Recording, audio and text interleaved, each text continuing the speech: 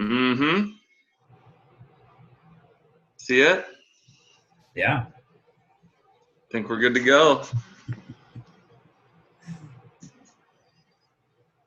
What's going on, Par? Still fired up. Yeah, for real. I am fired up after last night. It's like I'm sitting here looking at this book. I got Master of the Game, Emotional Intelligence, and the 12-week year right here on my coffee table. All instant classics. And you read them all last night. No, I just jumped through a brick wall last night. I just started reading Master of the Game, or finished my 2 chapters. Well, we wanted to start this morning by recapping what our goals were from last week. So that's a good segue. Yeah. Yeah, I got through the first 2 chapters. Wow. I mean, this book is like huge, first of all. So it doesn't look like I got too far, but the first 2 chapters kind of he kind of lays out the framework of what he hopes you get out of this book and how he's going to accomplish that. But like I said, I was ready to go last night and had to force myself to put it down because I was so amped up and just, I mean, I wanted to read the whole thing last night, but that wasn't a realistic something that I could realistically do. But yeah, so I got 2 chapters, super excited for the rest of the book, and already like starting to just in my head go through what I will need to do or what this book is going to help me do to, get those finances dialed in and hopefully be able to do whatever I want whenever I want. Can you remind everybody what the book is? I don't know if that's going to show up backwards or not. Perfect.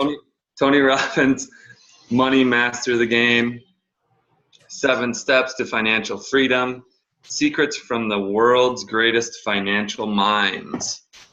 And I think it was probably you that suggested it, a couple months ago. And then Stanky got on board, and then I remember just sitting here one morning and being like, okay, well, I'm going to order this book before we even get done with this phone call because both these 2 are really talking it up. And yeah, I mean, so far, first 50 pages are gold. Yeah, I'm not finished with it yet. I'm on 453 or 54 or something like that, but I'm pretty much through the meat of it. All the different strategies that are suggested, and the part that I'm into now is he lays out his interviews that he's had with all of these, just great financial minds in the world. And so it's just, he really does a good job of teaching you a concept and then coming back to it later in the book. So it's not like you're reading something once, because a lot of this stuff, that's why a lot of people have trouble with money or getting a grasp on their money, because a lot of the different ways that you can invest and, places that you can put your money are hard to understand. Oh yeah. That's a good point. I want to bring this up because it kind of relates to that. So he talks about the organ donors, right? Do you remember that part? Right away, he's like, people in, I think, Netherlands are like 98% donors. People in Germany are like 5% donors, right? And it was all based on the question that was asked on the form. And it said, if you want to be an organ donor, check this box, right? And countries that did that, or locales that did that, had the lowest volunteer rate, whatever you want to call it. But if you word it and it says, if you don't want to be an organ donor, check this box, that is where the percentage of donors skyrockets. And he talks about how we just want it to be simple, right? We just want things to be simple. We're humans. And if you have to check a box to opt in, you're probably not going to do that because you're like, what's organ donation? What's investing my money? What's, Right. what's anything? But if you have to make an effort to go check a box to opt out, that's where, they saw the donor rates just go through the roof. It's interesting. Yeah. Yeah. Isn't that the hang up for all great things sometimes? You gotta, and really that's where I'm at with that book, is that now it's time to actually take some action, and make some changes. Mm-hmm. I feel like Kimmy and I have done a pretty good job of allocating our money and diversifying investments. But there's definitely things that you learn in that book that you can do better with. And like I said, he does a good job of coming back to almost everything at least a few different times. Mm-hmm. But, the book is over 600 pages. So yeah, he's got plenty of time to do that. What's that? I said he's got plenty of time to circle back in 600 pages. Yeah, and just to finish on that thought, I think he mentions once or twice in these first 50 pages about, this isn't like something that, if you could read it in a couple days, awesome. But it's not something that you read the first chapter and then, go change something. It's kind of a progression, and it builds on itself. So you can't just read one section and have everything mastered. You kind of have to go through everything and put some of the pieces together in his, 7 steps. Mm-hmm. Everyone's going to be different. Everyone's situation's different. But yeah, I like nonfiction books that do that kind of build on each other, and I think a lot of the good ones do. But yeah, that's so far so good. I'm super excited to finish that, or at least, I will finish it. But again, it's 650 some pages is a lot, and hopefully I can get that done quickly. Yeah. Well, how that all started is about 2 months ago or 3 months ago now, I was just like, I need to know everything there is to know about money. And I just went on Amazon and I think I typed in books about money, and that, I've always really liked Tony Robbins, and, Mm-hmm.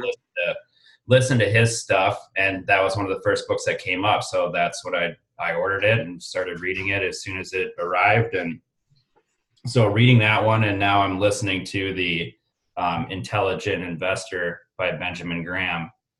Yeah, audiobook. I've heard of that one too. He mentioned when I downloaded this app, he mentioned that there's like not a follow-up to this book, but I think this is like published in 2013 or 14 or something. And he has another financial book. I can't remember the name right now, but yeah, dude, I'm just like, I don't even know what to say right now.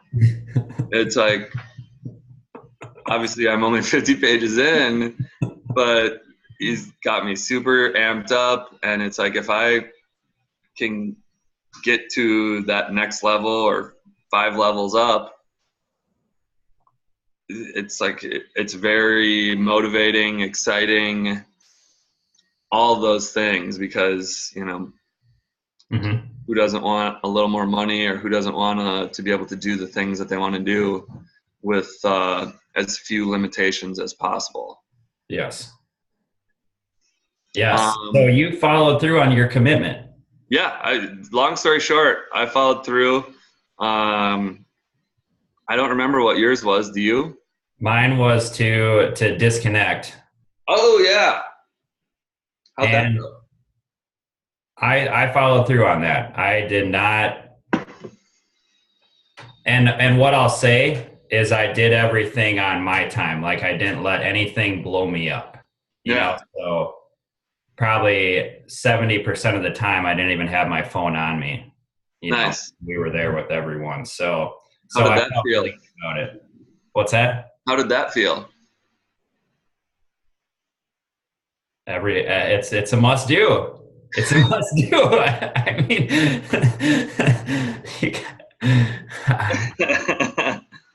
it, you just start to notice more that's around you when you Mm-hmm. slow down. Mm-hmm.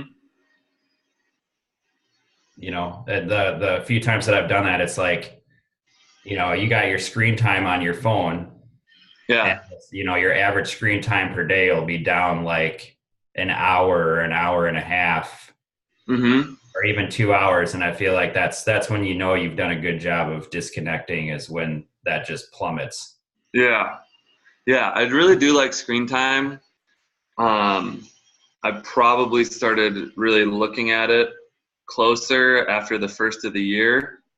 I had made some commitments in December and, uh, into January, the typical New Year's resolution conversations start happening.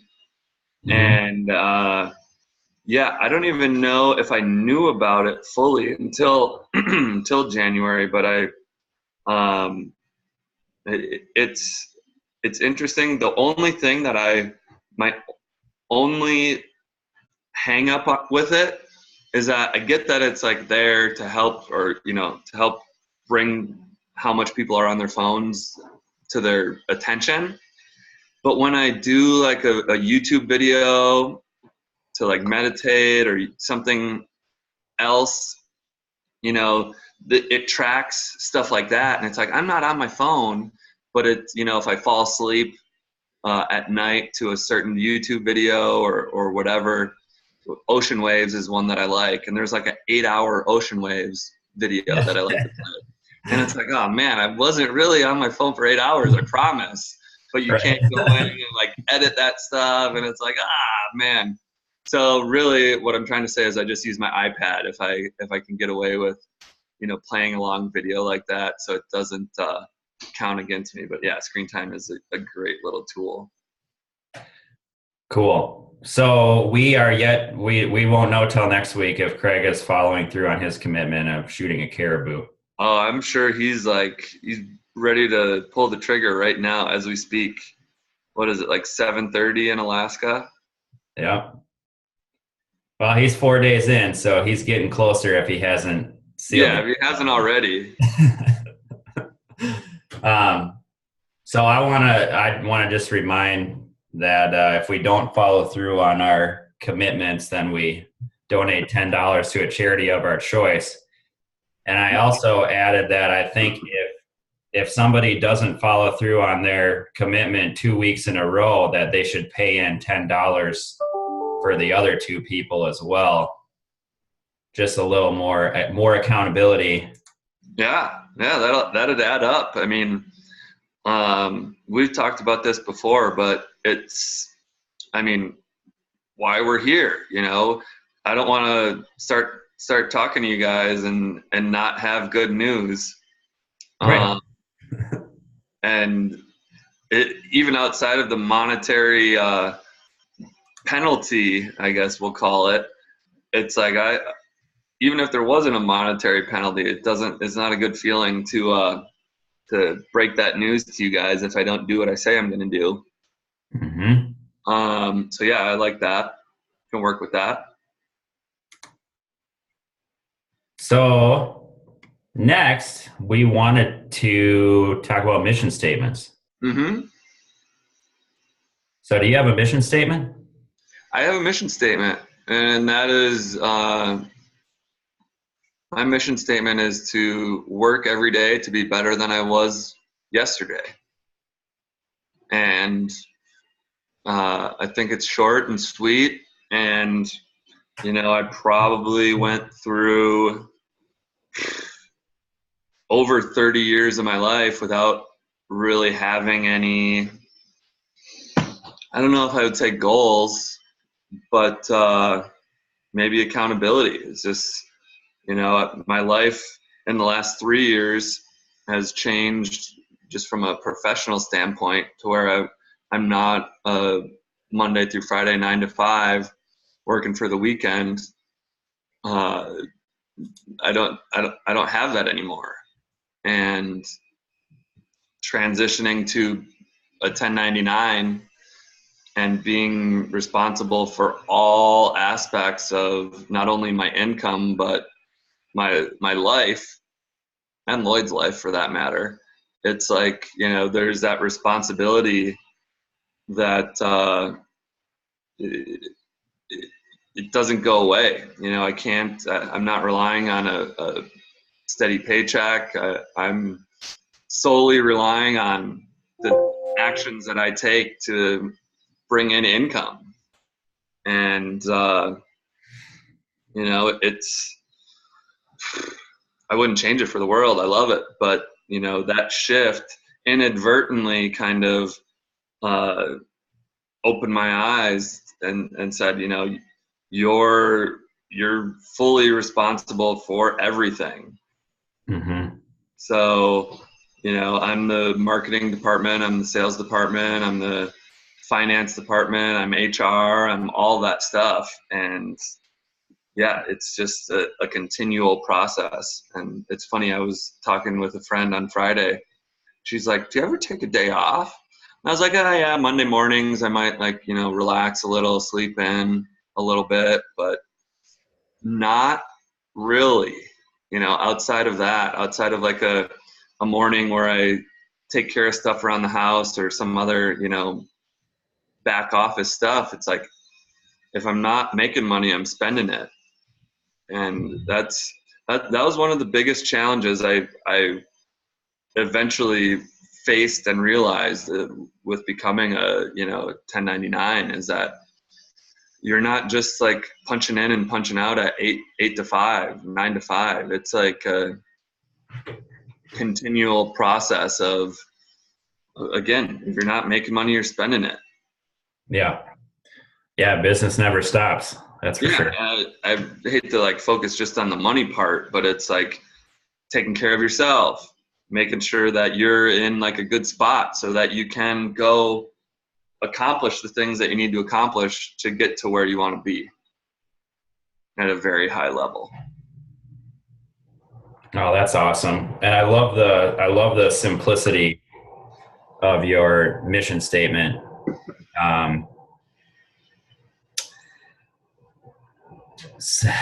Less is more, always. I think less is more. And I, you know, my mission statement is like a mission paragraph. A mission 600-page book. But I'm gonna read it to you. Ooh, let's hear it. So it's focus on the development of all relationships with the most important people in my life. Show a form of care or appreciation and help as many people as humanly possible daily. And stay healthy, stay true to your own word by eating only the best food and exercising daily. All right. It's a good one. I like it. Paragraph. Short story. It's a short story.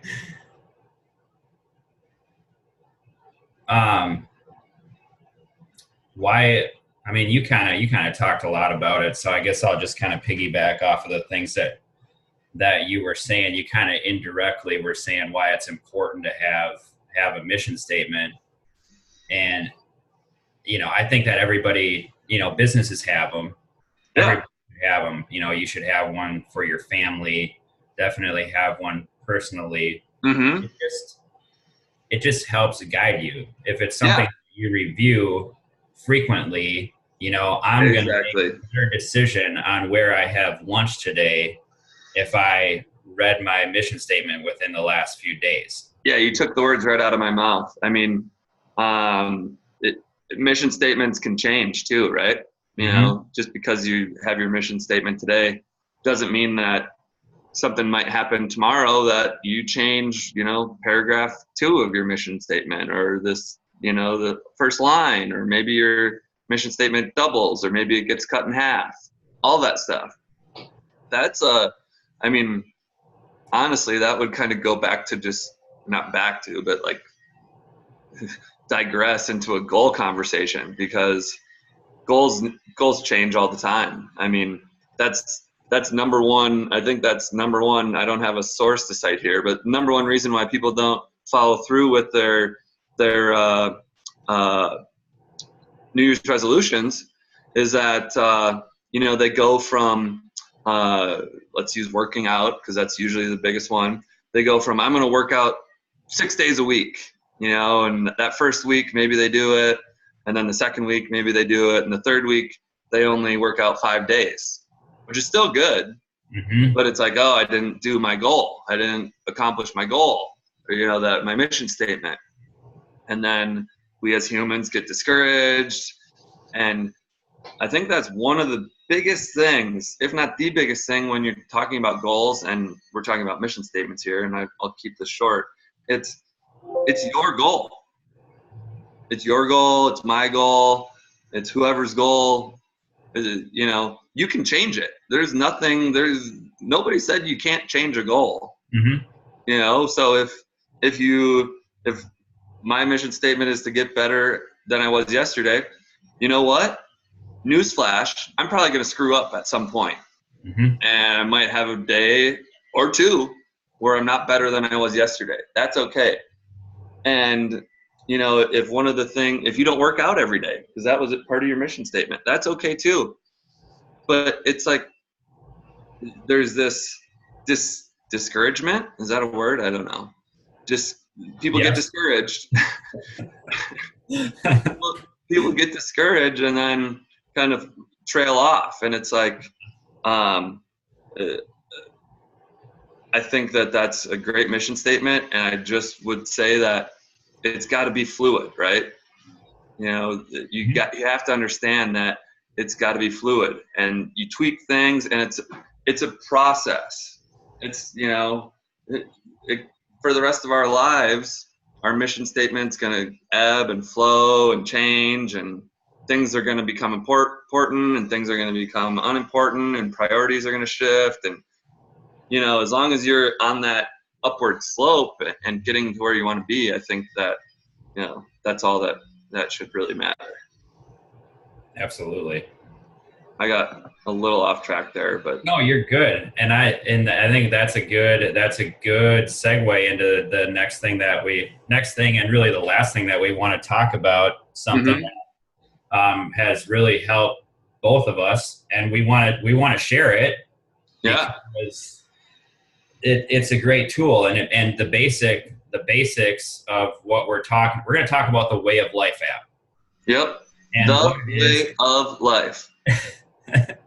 And what it is it's just a tracking tool. Habit tracker. It's a habit tracker. So anything that you want to accomplish, you can track in this app, the Way of Life. That green checkbox right there. Showing us that right now. And you can have as few things as you want, or as many things as you want. This is another thing that you and I both came across in the last couple of years and started doing. I think it's been almost 2 years for me. And I just started with an Excel program, and I listed habits that I wanted to track and how many times per week. And I was just doing it manually on Excel, and, having a lot of... That works too. Success with that. But then you said, you introduced me to the Way of Life app, and what that really did for me is I went from tracking 15 things down to 6 things, because I didn't want to pay the extra money for one-time $5 fee. But it was a good less is more approach. Absolutely. For me. Recently, you had said that you thought you were tracking too much, and Oh yeah, I was all the way up to 22 things a day. Now I'm at 9, And I think 9 is a sweet spot for me.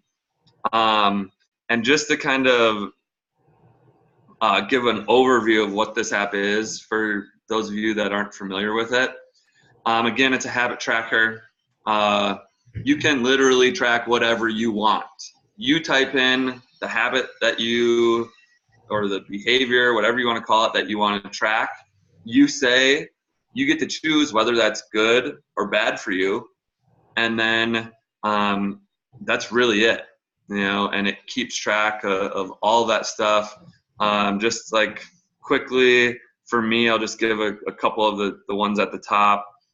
Practice Spanish, meditate, affirmations, visualize, and exercise. Those just happen to be the first 5 on my list because usually those happen in the morning for me.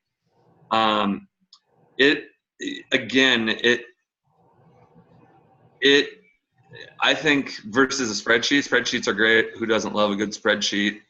Me. But this is on your phone. It's easy.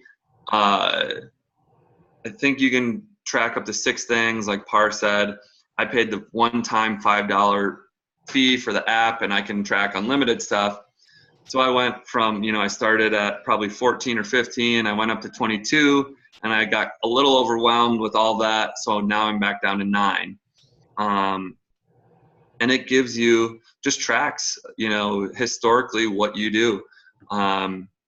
Again, when you decide what's good or bad, if it's good for you, it color codes it to green. If you select that it's bad for you, it goes red. And then you can break down like how you're doing, where you're starting, and where you're progressing.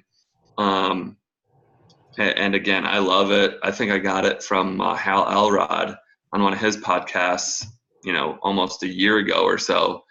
And again, going into a spreadsheet every day can get a little tedious when it's right here at the palm of your hand on your phone. Super easy.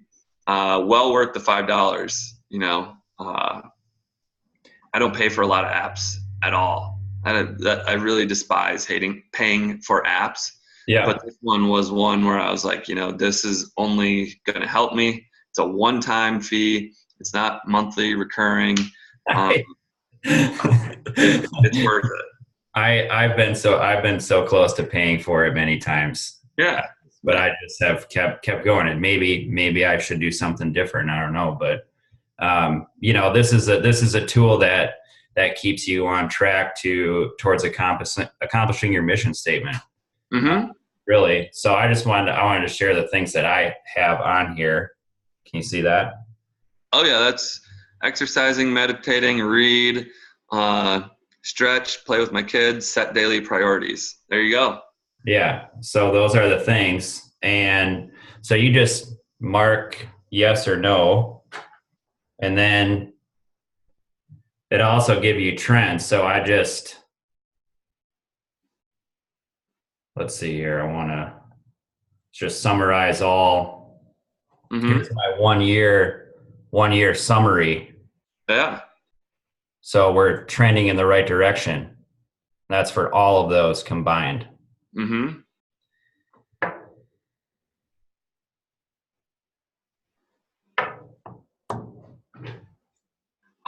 One thing that I would add to this, just a little, I touched on it a little bit earlier when I said, work out 7 days a week, work out 6 days a week. One of the craziest things, it's still like so like vivid in my brain, is when I realized that, and this was right around January, when I've had Way of Life for a few months, and I think had recently heard that, again, let's use the workout example. Like, I want to work out 7 days a week, right?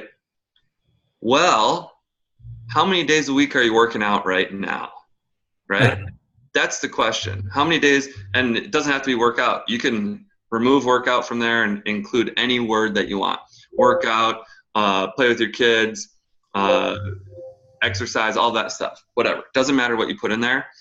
But the Way of Life app and like tracking these things that I was doing every day or not doing helped me realize where I was before I was able to look at, working out and saying, okay, well, I'm only working out 2 days a week. What if I worked out 3 days a week next week, and make those small incremental changes? Because when you go like gangbusters and say, I'm going to work out every day and I'm going to go to the gym and I'm going to do this, that drastic change is a recipe for failure. Again, I don't have the sources, but there are studies that show that if you make those drastic changes, long term, you won't be successful.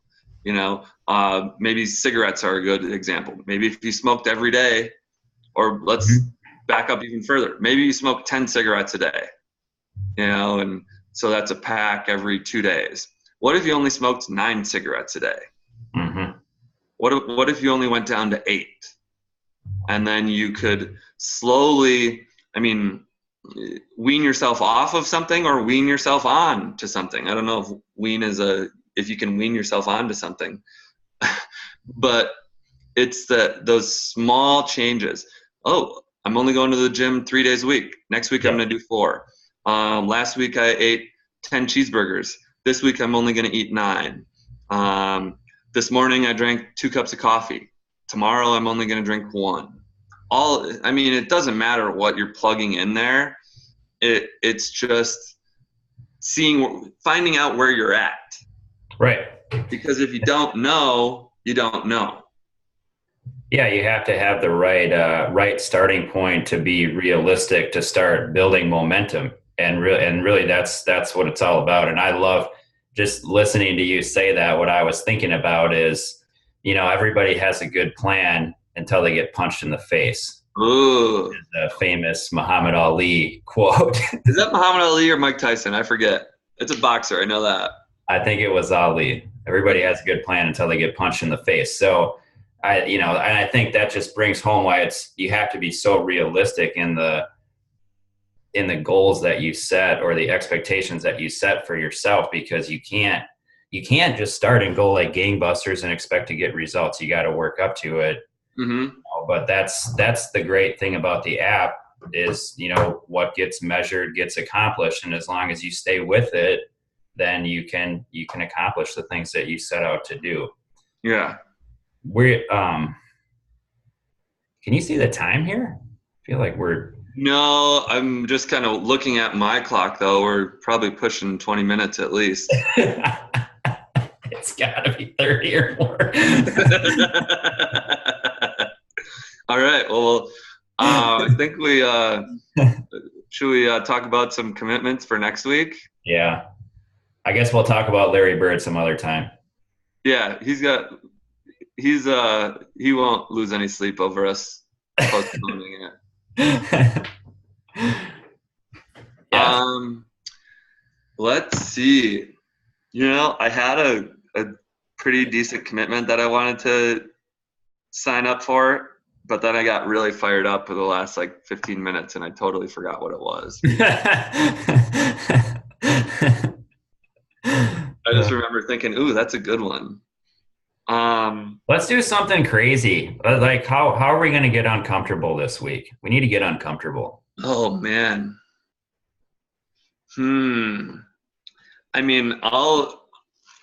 I'll make an uncomfortable commitment on reading this book, because I think I'm going to read 300 pages.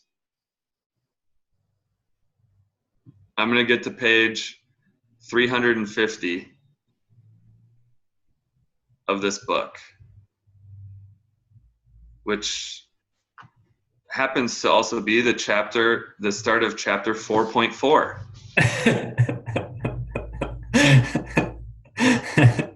No, I was looking at it right now, man. Look, that's what I got. That's where I read last week. This is what I'm going to do this week. This chunk right here. Okay. Wow. How many pages is that a day? 50? No, 60. ish, maybe. Don't check my math, please. It's a lot. Yeah, it's a lot. What do you got, Par? What's gonna make you uncomfortable here? I'm gonna make. Let's see. We have September coming up. Yeah, Labor Day weekend. But I'm going into like this really busy time. I mean, it's pizza season, so it's the busiest time that we have. Every day is pizza season at my house. And there's other commitments, that we're trying to get done here.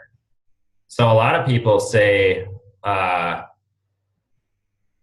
sober October, right? So they don't have a drink in October. Ooh. I'm gonna go sober September. So I might pay in $40 here, but if I slip up in the last week of September, then I'm gonna owe maybe $50 for each week. Okay, we gotta get specific here. Is this any alcohol? Any alcohol? Who needs it? Zero drinks. Who needs Zero it? sips. Who needs it? Shock the world, baby. Let's go. Wow.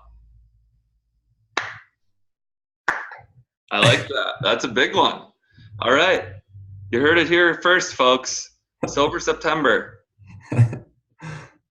All right. So Sunday is September 1st. Oh, I can drink until Sunday? Okay, I better get it all in then. Yeah. Okay.